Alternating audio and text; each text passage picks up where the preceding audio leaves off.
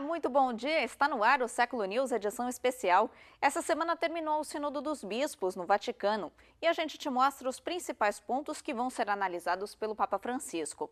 Vamos falar sobre o clima também. Em novembro acontece a Conferência do Clima da ONU em Paris e os bispos de todos os continentes assinaram um documento pedindo ações concretas para salvar o planeta. E você vai ver ainda o encontro do Papa com 5.000 ciganos. E a gente começa pelo Sínodo da Família. O documento final foi votado e aprovado pelos participantes. Agora, o Papa Francisco decide quais pontos vão ser colocados em prática.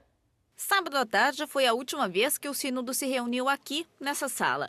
Os cardeais e bispos leram o documento final da reunião em particular e eles estavam prontos para votar o conteúdo. Eles começaram a votar em um clima de silêncio e concentração. E parece que o Papa Francisco se juntou a eles, também votando os 94 pontos do documento. A votazione número 11 é aperta. Na sequência dos votos, o Papa fez um importante discurso para fechar o sínodo. Ele agradeceu aos participantes, mas também falou palavras duras para aqueles que se expressam com palavras nem sempre benevolentes. Ele falou ainda da relação entre doutrina e misericórdia. A experiência do sínodo também nos fez compreender melhor que os verdadeiros defensores da doutrina não são aqueles que defendem a palavra, mas sim o espírito. Não ideias, mas pessoas. Não fórmulas, mas a gratuidade do amor de Deus e do seu perdão. Ele explicou que não procura minimizar as leis, mas sim exaltar a grandeza de Deus, que trata as pessoas com misericórdia, independentemente de suas ações. O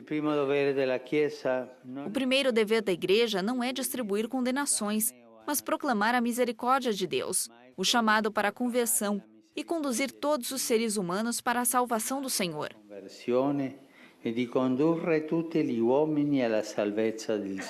Enquanto o sínodo terminava, o Papa explicou que a Igreja vai agora caminhar junta para levar a luz do Evangelho a todas as situações. Depois do discurso, o Papa recebeu aplausos dos bispos.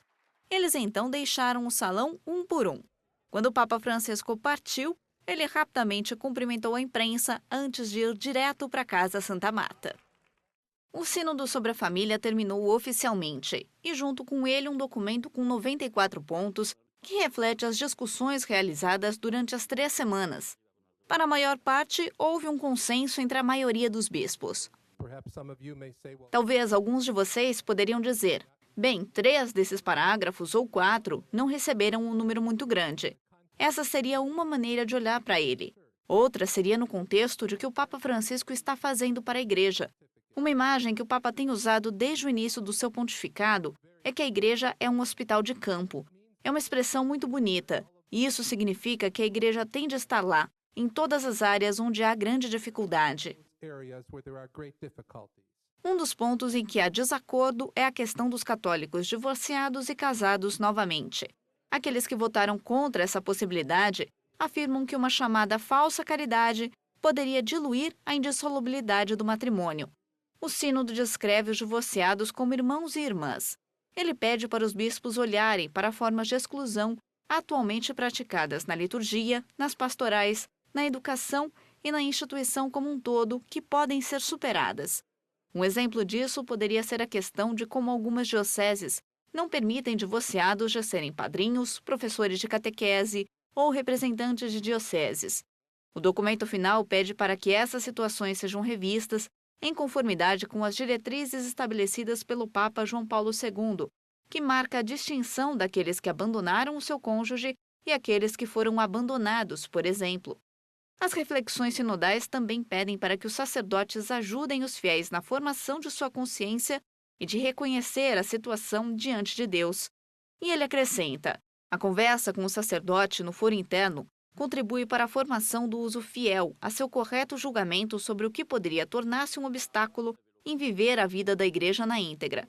E acrescenta que no discernimento dos sacerdotes, o Evangelho e a verdade não podem ser anulados. O Papa Francisco reavivou o Sínodo dos Bispos. Ele fala sobre a colegialidade sobre o Sínodo e essas são as 2 coisas que experimentamos vivamente. O documento do Sínodo dá propostas concretas e tem um tom positivo, que dá esperança para as famílias. Isso mostra que o que está quebrado e pode ser realmente curado.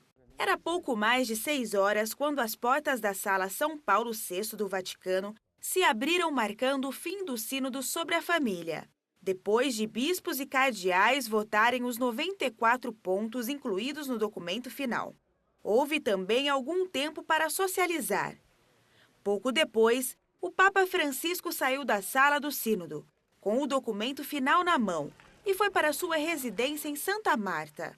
Apesar de haver divergência às vezes durante o sínodo de 3 semanas, os bispos pareciam à vontade com o documento final.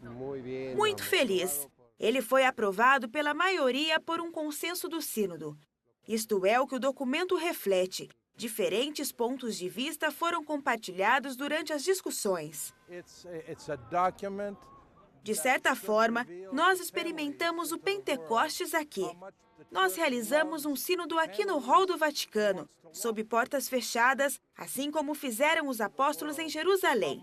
Agora é hora de estender a mão para o mundo, através das nossas dioceses locais, com a mensagem do sínodo.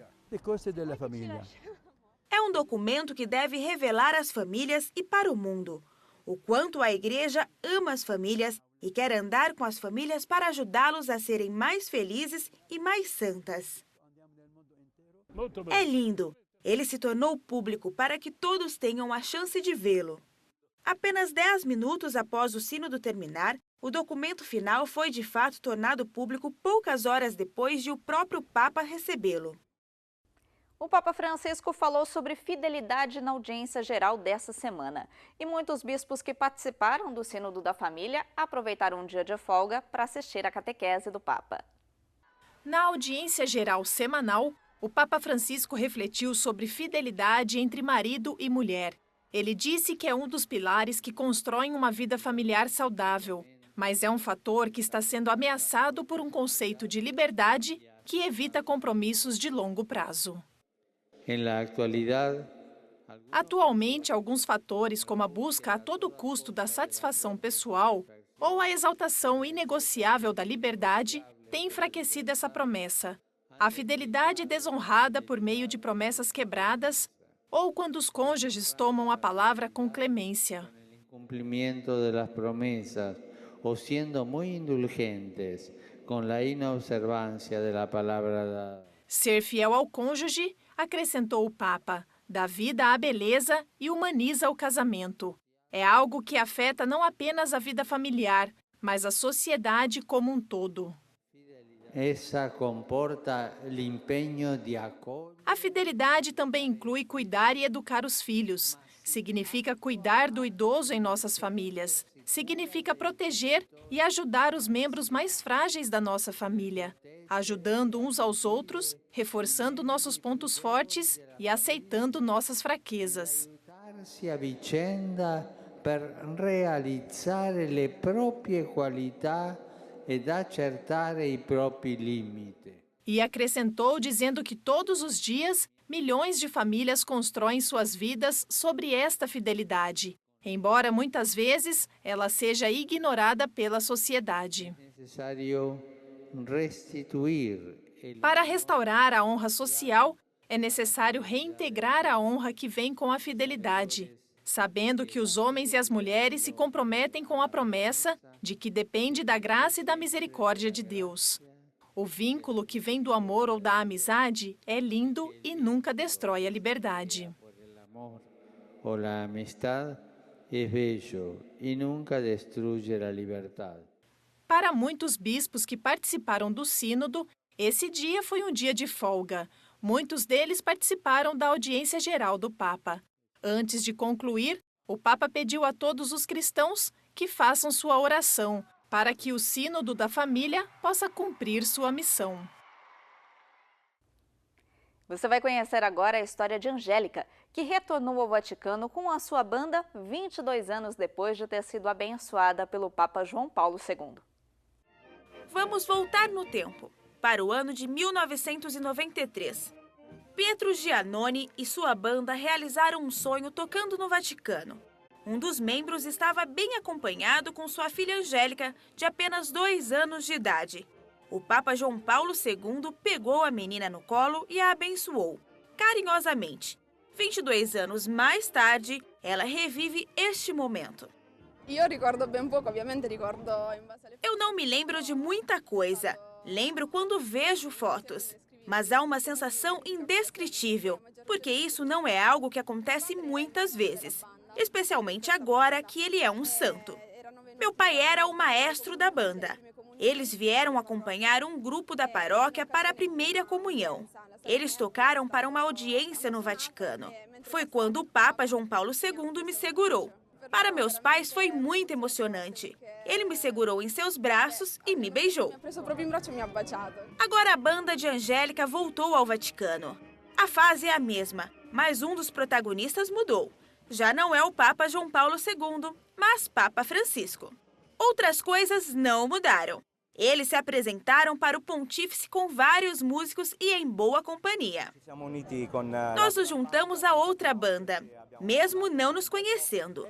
Tocamos durante bastante tempo e depois, junto com o amigo Giovanni, trabalhamos duro.